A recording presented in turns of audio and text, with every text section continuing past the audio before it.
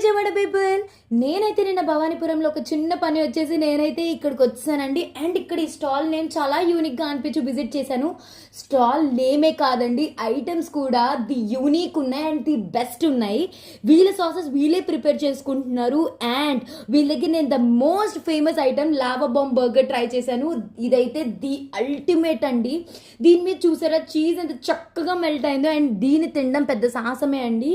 చూసారా ఎంతో పెద్దగా ఉందో సైజులో, అసలు ఈ టేస్ట్ అయితే అల్టిమేట్ అండి చెప్పాలంటే.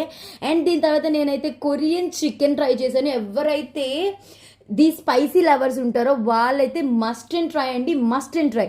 దీని తర్వాత డెవిల్ బర్గర్ ట్రై చేశాను. ఇది కూడా ది అల్టిమేట్ అండి.